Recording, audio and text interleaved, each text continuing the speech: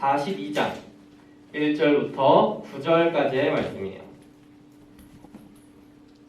욥기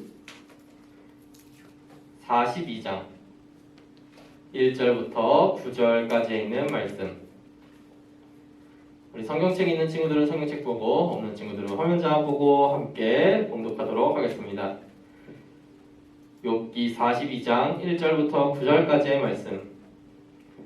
그럼 봉독하겠습니다. 욥이 여호와께 대답하여 이르되 주께서는 못하실 일이 없사오며 무슨 계획이든지 못 이루실 것이 없는 줄 아오니 무지한 말로 이치를 가리는 자가 누구이까? 나는 깨닫지 못한 일을 말하였고 스스로 알 수도 없고 헤아리지기도 어려운 일을 말하였나이다. 내가 말하겠사오니 주는 들으시고 내가 주께 묻겠사오니 주여 내게 알게 하옵소서. 내가 주께 대하여 귀로 듣기만 하였사오나 이제는 눈으로 주를 배움나이다. 그러므로 내가 스스로 거두어드리고 티끌과 제 가운데에서 회개하나이다. 여호와께서 욥에게 이 말씀을 하신 후에 여호와께서 대만 사람 엘리바스에게 이르시되 내가 너와 내 두 친구에게 노하나니 이는 너희가 나를 가리켜 말한 것이 내 종 욥의 말같이 옳지 못함이니라. 그런즉 너희는 숫소 7과 투량 7을 가지고 내 종 욥에게 가서 너희를 위하여 번제를 드리라.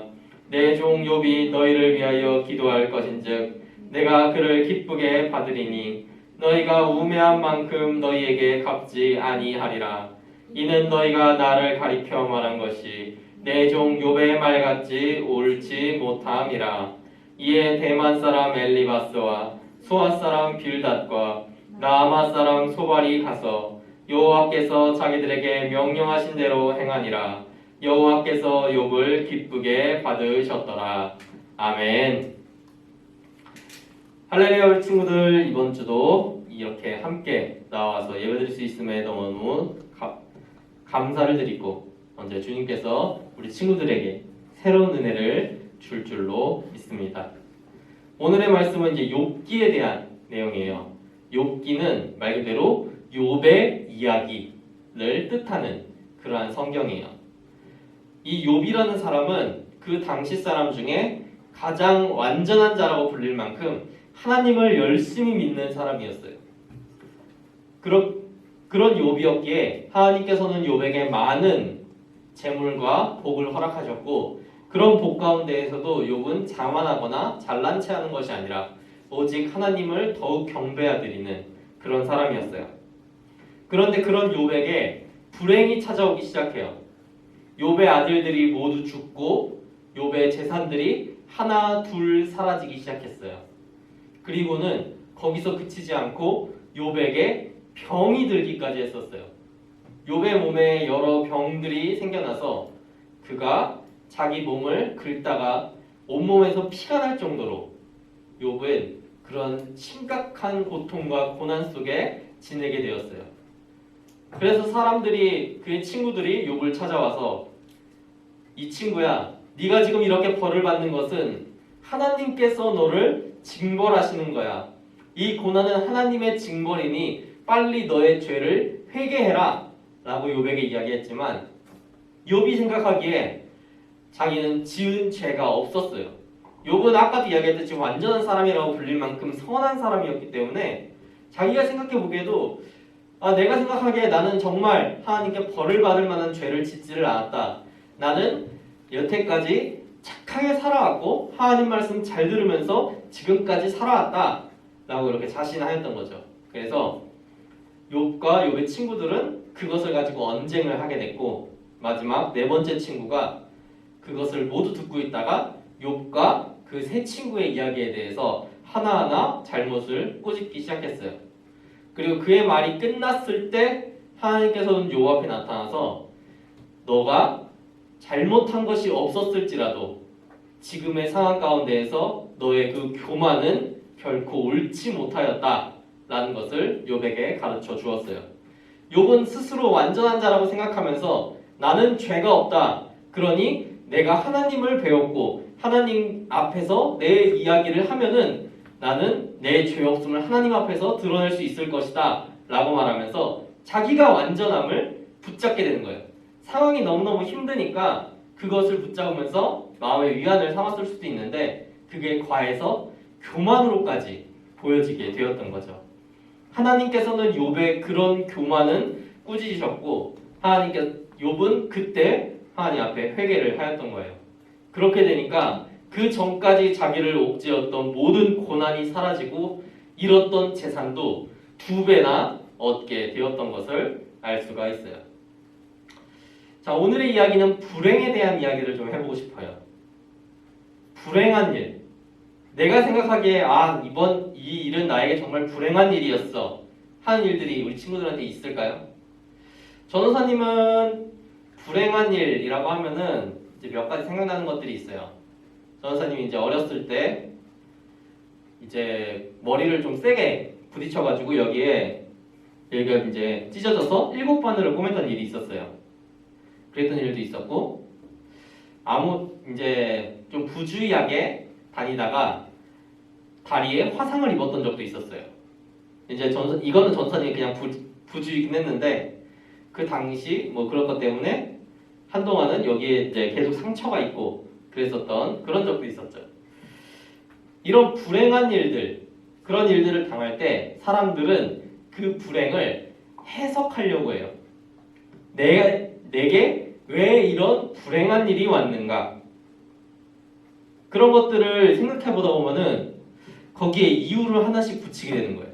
나는 이래서 이런 일을 당했구나. 특히 무당들이 그런 걸 얘기를 많이 해요. 뭐 조상신이 뭐 어쩌고 저쩌고 해가지고 뭐 귀신에 씌었느니 뭐 터가 안 좋느니 뭐 무슨 뭐 수맥이 어쩌니 하면서 너가 그래서 지금 안 좋은 일을 당하고 있는 거고 거기로 옮기면 다 좋아질 거고 뭐 구술하면 좋아질 거다. 그런 것처럼 불행의 이유를 만들고 그걸로 자기를 위로하려는 사람들이 있어요. 이런 식으로 불행, 이것에 대해서 이유를 찾는 것은 옛날이고 지금이고 사실 똑같아요. 옛날 사람들은 대개 불행이 신에게서 내려오는 징벌이라고 생각했어요. 왜냐하면 나한테 잘못이 오는 건 내가 잘못한 게 아니고 이제 내가 어떻게 해서 그런 게 아니고 신이 벌을 주기 때문에 내가 지금 벌을 받고 있는 거다라고 생각을 했던 거죠. 대개 내가 신에게 보기에 뭔가 잘못해서 신의 기분을 상하게 해서 벌을 받는다라는 것을 이제 그 사람들은 생각을 했던 거죠. 오늘날에는 이 불행에 대해서 조금 더 다양한 관점들이 생겨나게 됐어요. 특히 우리 교회에서 이야기하는 불행의 이유 중에는 하나님의 징벌일 수도 있지만 하나님의 시험일 때도 있는 거예요. 그리고 사단이 우리를 단지 괴롭히기 위함일 수도 있는 거죠. 이렇게 불행의 이유들이 달라지게 됐어요. 그래서 왜 달라지게 되었을까? 여기에 대해서도 생각해보면은 옛날에는 사후세계라는 걸 몰랐어요. 죽으면 땡이었어. 그러니까 살아있을 때 벌을 받을 거면 살아있을 때 받아야 되고 복을 받아도 살아있을 때 받아야 되는 거예요. 그러니까 살아있을 때 일어나는 모든 일들이 벌이고 축복인 거예요. 그런데 이제 우리는 이제 죽으면 하늘나라 간다는 걸 알잖아요. 죽으면 심판이 있는 걸 알고. 그러니까 지금 상황에서 일어나는 불행이 꼭 우리가 나쁜 일을 했기 때문에 받는 것인가? 여기에 대해서는 물음표를 달게 되는 거죠. 오늘날 이 욥의 고난, 이 욥기에서 보았던 욥의 고난은 욥의 잘못 때문이 아니었어요. 사단이 하나님 앞에서 내기를 했던 거예요. 시험을 한 거지. 욥이 하나님을 열심히 믿는 건 그가 가진 것이 많기 때문입니다. 그가 가진 모든 것을 빼앗는다면 욥은 하나님을 저주하고 하나님을 부정할 것입니다. 라고 사단의 시험이 시작되었던 거죠. 그래서 욥의 불행이 시작된 거예요.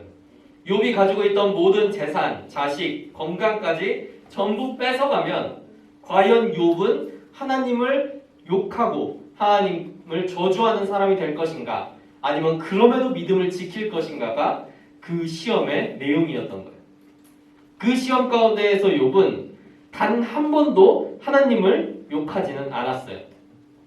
자기 자신이 벌을 받은 이유를 알지는 못했지만 이것이 하나님의 잘못 때문이라고는 생각하지 않았던 거죠. 그래서 하나님 왜 저한테 이런 벌을 주십니까? 하나님 정말 나빠요. 나 이제 이런 벌을 주는 하나님이랑 믿지 않을 거야. 이렇게 얘기했던 것이 아니죠. 고난 앞에서도 욥은 하나님을 신실하게 믿는 사람이었어요. 그렇기 때문에 그가 회개했을 때 하나님은 더 큰 복을 주신 거예요. 고난의 때, 이때 주위에선 참으로 많은 말들이 들려오게 돼요.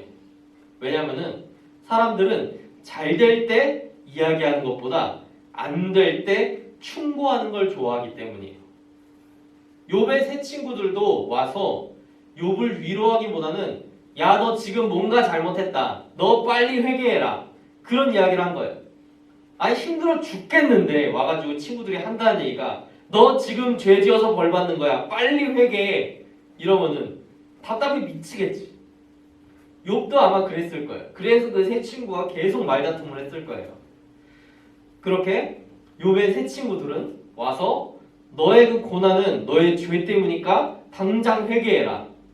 당장 너는 지금 너의 잘못들을 속속들이 이야기하고 하나님 앞에 용서를 빌어라 라고 이야기를 했던 거죠.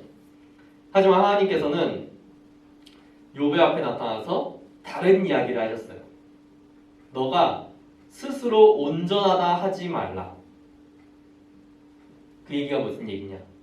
욥은 내가 스스로 열심히 해서 하나님 잘 믿어서 내가 지금까지 잘 살아왔다고 생각을 했어요.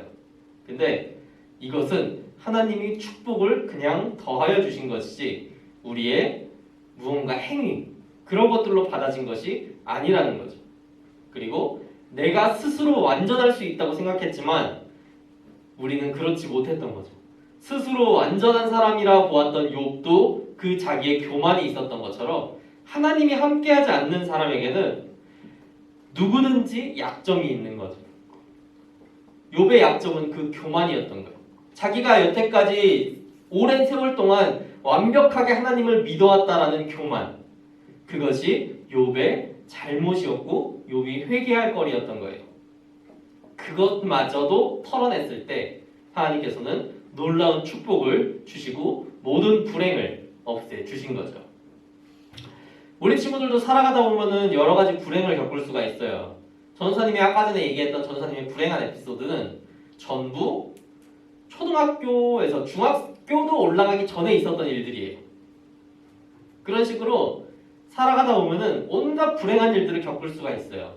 뭐 가다가 갑자기 다리를 접질려서 발목에 깁스를 한다든지, 나는 멀쩡하게 잘 길을 건너고 있었는데 신호 위반한 그 자동차한테 부딪히게 된다든지. 실제로 전사님 누나는 오토바이 한번 치인 적이 있대요. 되게 멀쩡한 거 보니까 그때 가볍게 치였었나 봐요. 어쨌건 그렇게 불행은 우리의 생각과 우리의 계획과는 전혀 무관하게 찾아와요. 근데 그때마다 우리가 이 불행이 어디에서 왔을까? 이런 것들을 고민하지 말았으면 좋겠어요. 이 불행 앞에서 우리가 해야 될 것은 하나님께 모든 것을 맡겨드리고 하나님 앞에 그 상황 가운데에서 하나님만을 바라보는 게 우리가 가장 먼저 해야 되는 일이에요. 불행한 일이 생겼다고 불평불만하고 화내고 하나님을 저주한다고 해도 그 상황은 조금도 나아지지가 않아요. 그때 우리는 이 불행 가운데에서 하나님께서 우리에게 무엇을 가르쳐주려 하시는 것일까? 우리가 이 불행 앞에서 하나님께 무슨 이야기를 해야 될까? 이것들을 먼저 떠올리는 그런 우리 친구들 되기를 바랄게요. 그리고 이 불행을 이겨내고 하나님께서 주시는 더 큰 복을 누릴 수 있는 그런 우리 모든 친구들 되기를 바랄게요. 그럼 이제 우리 들은 말씀 생각하면서 잠깐 기도하도록 하겠습니다.